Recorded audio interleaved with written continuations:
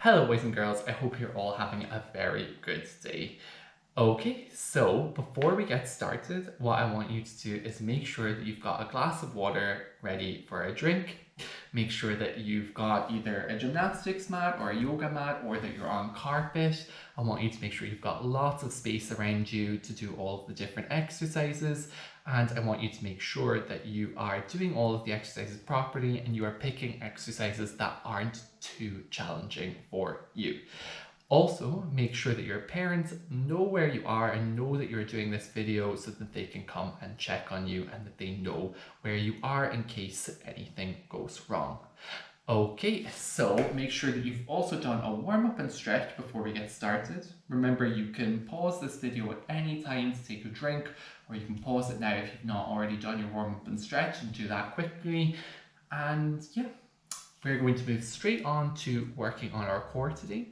Our core is super important for protecting us from injury, especially very important for protecting our back. We need a good strong core for making all of our different shapes, our tuck shapes, our pike shapes, our dish shapes, our arch shapes, our straight shapes, even our squat position for our landings. And it's very important to have a good strong core to hold nice start positions and finish positions, and for our kickouts, for doing nice sharp kickouts in all of our somersaults.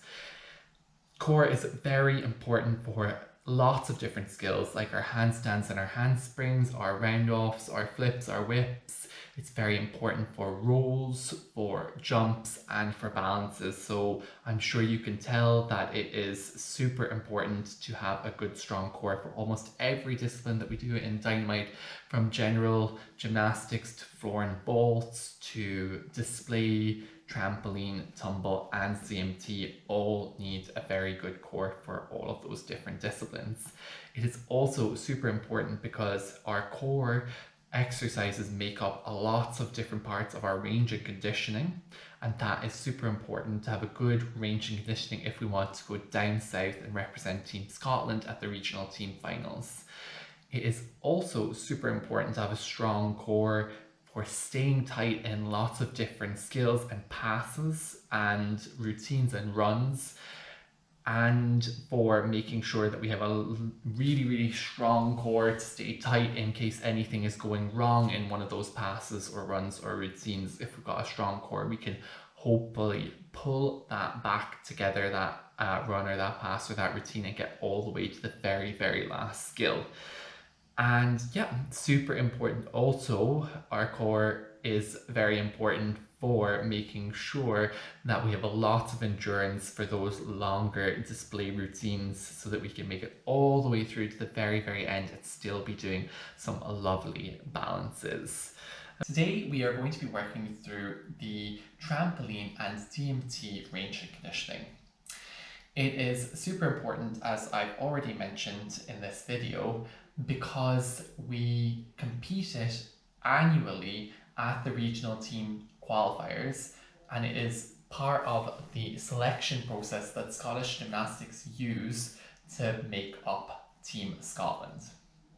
So, what is the range of conditioning? It is a group of 10 different skills that we perform in a routine, one after the other, and the skills are made up of different flexibility exercises and conditioning exercises. And those conditioning exercises are strength exercises and lots of different core exercises.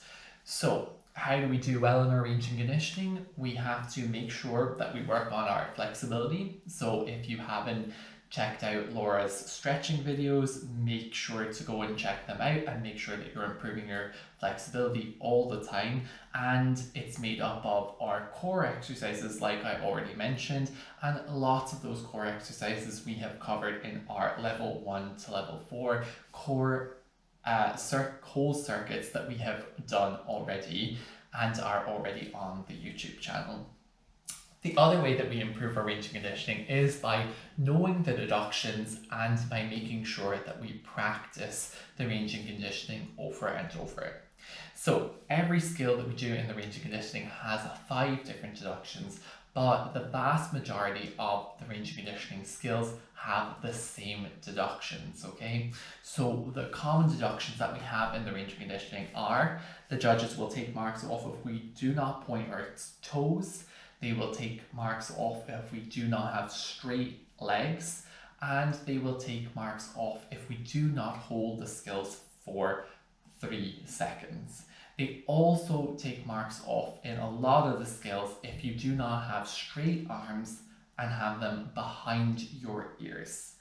And last but not least, if it's a flexibility exercise like pike folds, straddle folds, or splits, they will take marks off if we are not completely flat down in those different exercises. Okay, so what we are going to do now is we're going to go through each skill in the range conditioning one by one, and I am going to go through those deductions again, those common deductions that we have in the range conditioning, and I'm also going to tell you the ones that are really specific to each skill so that you can learn them, and hopefully when you go to practice range conditioning at home, you will remember them and you will remember not to make those mistakes, and you can pick up lots of points from the judges. So the first skill in the range and conditioning is a forward roll to dish with straight legs. So we've got all of our common deductions in our forward roll to dish with straight legs.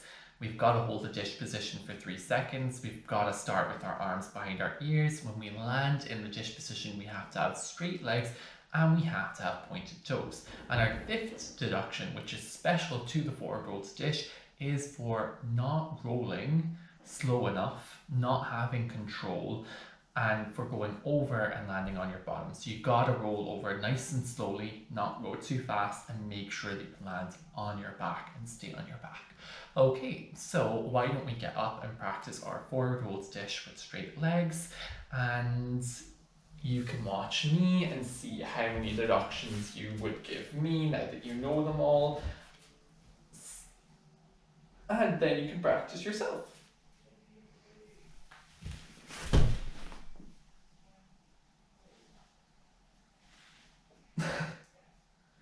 Okay, so you gotta remember to do all of the different things in the forward roll to dish to get the full 5 marks and not get any deductions. Okay, so next up we're going to do our V-sits. So we do 4 alternate leg V-sits, okay, 2 on each leg, one after the other. And in these, again, we've got to make sure that we start the V-sits with our arms behind our ears. We've got to make sure that we have nice straight arms, straight legs, and pointed toes. We have to make sure that each time we go back into the dish position and that we touch our toes in each one of the V-sits. So those are the 2 special deductions for our V-sits. We've got to touch our toes. We've got to make sure that we go back into the dish position each time. Okay, so after we do the forward roll to dish, we'll be in our dish position and we're going to go up and we're going to do our 4 V-sits.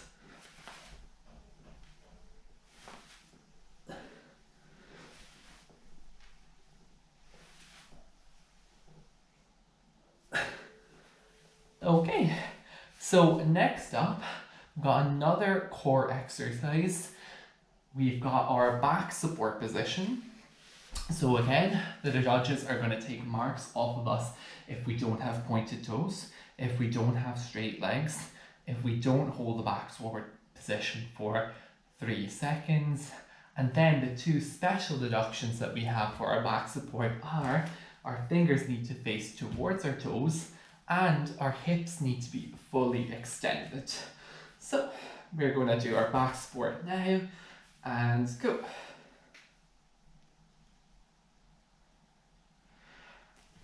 So after our back support position, we are going to work on some flexibility exercises.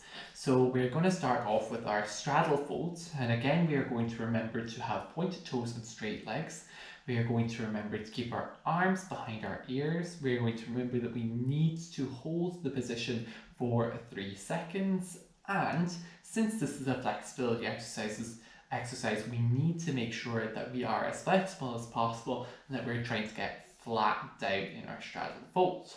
Okay, ready?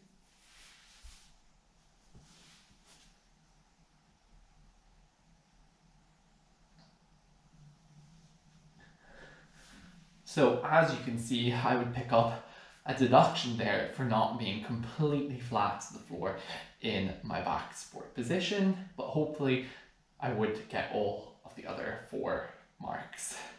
Right, we're going to move on to our pike poles, and again, same deductions. Pointed toes, straight legs, arms behind your ears, hold it for 3 seconds, and make sure that you're trying to get as flat to the floor as you possibly can.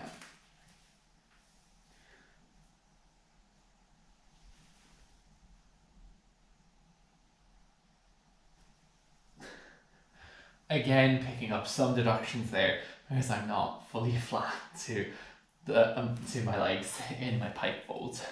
Okay, we're going to move on, and our final flexibility element for the moment is our splits. So you're going to do right leg and left leg splits, doesn't matter which one you do first, and you're going to again remember to have straight legs and pointed toes.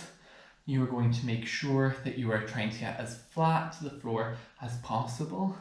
And in your splits, you can either have your arms out into the side or have them behind your ears.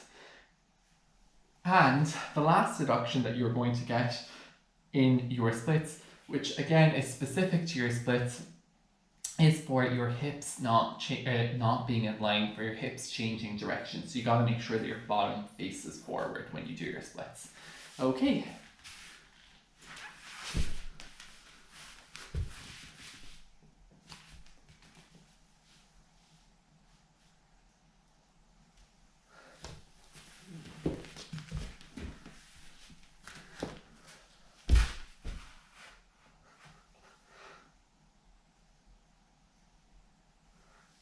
Hopefully you can all do a better splits than me. I think I would get all 5 deductions there for it not being flat enough to the floor in my splits, and hopefully you can do it a wee bit more elegantly than me. Back to some core conditioning, and we're going to be doing our back arch. In our back arch, again, we've got to hold it for 3. We've got to have pointed toes and straight legs. We've got to make sure that our arms are straight and behind our ears, and special to the back arch, we've got to make sure that when we're doing the back arch, we lift our arms and our legs the same amount off the floor and we aren't unequal, okay? Ready?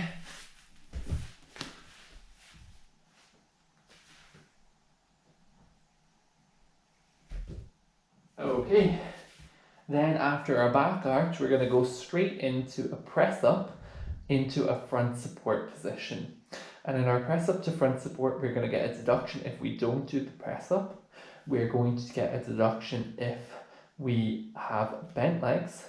We're going to get a deduction if we don't hold the front support for 3. We're going to get a deduction if we do not have our head in line with our body. And we're going to get a deduction if our back is bending when we're doing the press up and our whole body isn't straight from our ankles right to our head. Ready? And go. So we're going to move from our press up into a burpee straight jump. So in the burpee straight jump, we're going to get a deduction if we don't perform a jump. We're going to get a deduction if we don't bend our knees to land. We're going to get a deduction if our knees are apart when we land. We're going to get a deduction if we don't land on the spot. And we are going to get a deduction if we don't keep our arms behind our ears even when we land. Are you ready? And go. Finish off with our standing shoulder flexibility. Now, quite a lot of people forget this one because it looks sometimes like you're just presenting to the judges, but you gotta make sure to do all 10 elements, otherwise you will fail your range and conditioning. So in our standing shoulder flexibility, we're going to get a deduction if we don't hold this for 3. We're going to get a deduction if our arms are bent. We're going to get a deduction if our arms don't go behind our ears. We are going to get a deduction if our whole body isn't straight. So we've got to have our back and our hips and our head in line when we do the standing shoulder flexibility. And we've got to make sure that we stretch enough in the standing shoulder flexibility. Okay, ready?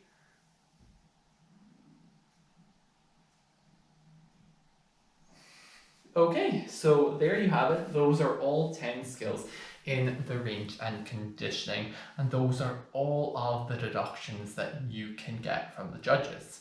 Now, in the range and conditioning, you need to get a score of 35 out of 50 to pass, which means that for every skill, you need to really be maximizing the amount of points that you get, because there are going to be some skills like our flexibility exercises which are going to be hard to get all 5 points in. So then we got to make sure that when we're doing things like our back support or our back arch or some of the other easier exercises, that we are making sure to get all 5 points in those and not forgetting about any of the deductions. Now that we know the range of conditioning and we know all of the different deductions that we can get in the range of conditioning, the next step is to put all 10 skills together. So why don't we have a shot of trying all 10 skills together and see if we can get through it without forgetting anything, and then we'll go back and do it a second time and try to do it without any deductions if possible. Ready, and go.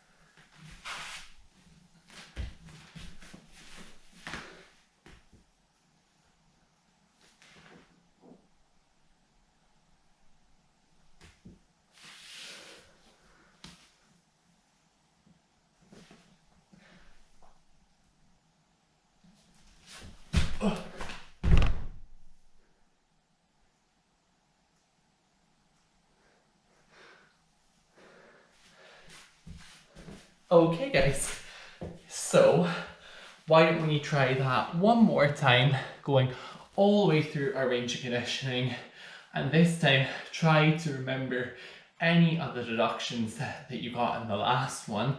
Try to think about them and try to make sure that this time you don't make the same mistakes.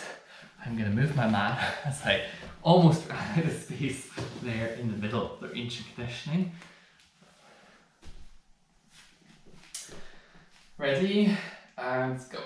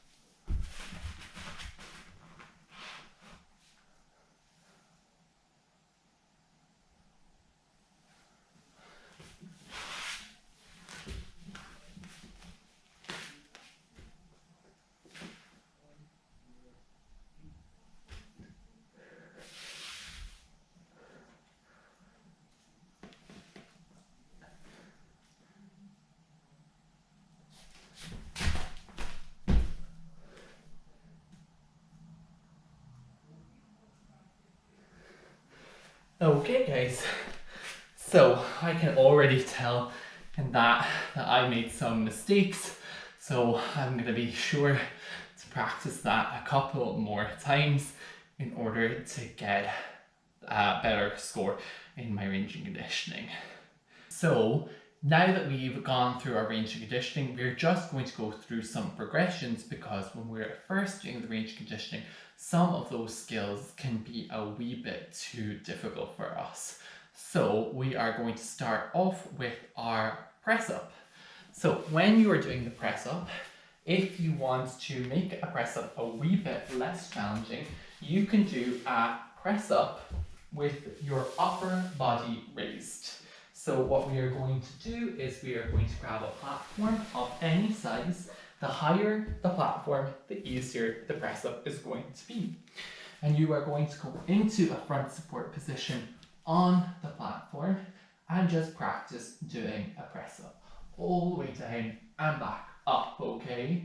So what you're going to do is you're going to start with a higher platform and progressively get lower and lower and lower to the floor. And what I would recommend is that you practice 15 press-ups on your higher platform for a week, and then the following week you move to a lower platform and you keep getting lower and lower until you can go onto the floor, and on the floor do a knee press up, okay? So you're going to have your knees right behind your hips there. You have a flat body position all the way from your knees to your head, and you're going to try to do a full press up, down and back up. And then when you are competent at that, and you can do 15 of those quite well in a row, you are going to move up to your feet to do a full press up, okay? And then that is going to help us with our press up to front support in our range and conditioning, because for a lot of people who can't do a press up by itself, the press up to front support is quite difficult. So you are best to practice your press up on your knees or your press up on a platform before attempting to press up to front support in the range and conditioning. Now, the other element in the range of conditioning that can be quite difficult is our V-sit, okay? So the V-sit is quite a difficult element to perform, but if you want to make it a wee bit less challenging for yourself, you can do a crunch. So to start off with, you can do a crunch with your hands on the floor, and you can just bring your knees in and out. And then you can move from that position, just like you do with your dish position, and you can go arms down in a dish and do a crunch like that. And then you can move from that to a full crunch, reaching all the way up each time to touch your toes. And then you can move from that and straighten out your leg and do a full V-sit. You can also try some bicycle crunches if you want to help you with your V-sits. Then the last thing that we're going to work on is our burpee straight jump. So the key thing with your burpee straight jump is being able to perform a really good squat, so that when you're landing, you are doing a nice landing, and so that you can go all the way from the front support position right into a good squat and then up. So when you are squatting, you are going to start with your feet shoulder width apart, toes pointed out slightly. You are going to make sure that your heels stay flat to the floor, as well as the rest of your foot. You're going to start looking up. You're going to brace your tummy and hold your breath. And for the squat, you're going to have your arms behind your head. in this position, and you're going to try to squat as low as you can down to the floor and back up.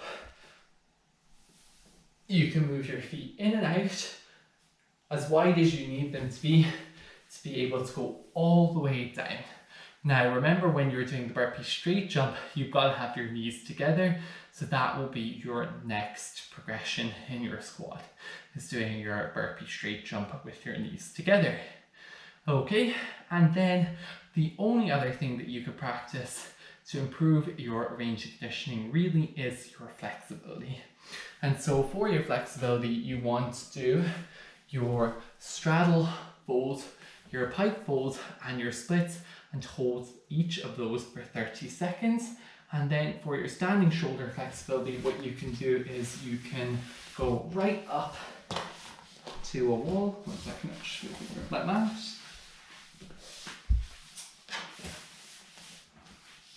And sit with your bottom right in against the mat and your arms up to your ears, and you can try to stretch your shoulders back as far as you can and try to get them to touch the wall. So the closer your arms are to your ears, the harder it's going to be. The further they are away, the easier it's going to be. And what you want to do is try to get them right together and stretch back and hold for 30 seconds. And when you're doing that, make sure to press your back and your bottom into the wall so that you've got a nice flat back for when you do that standing shoulder flexibility. Okay guys, I hope you all had lots of fun practicing your range and conditioning today. Remember to do this as often as possible, especially in the lead up to a competition, maybe 3 or 4 times a week in the lead up to your competitions. I hope you have all had a good week of school, and I hope to see you all in the gym again soon. Bye guys!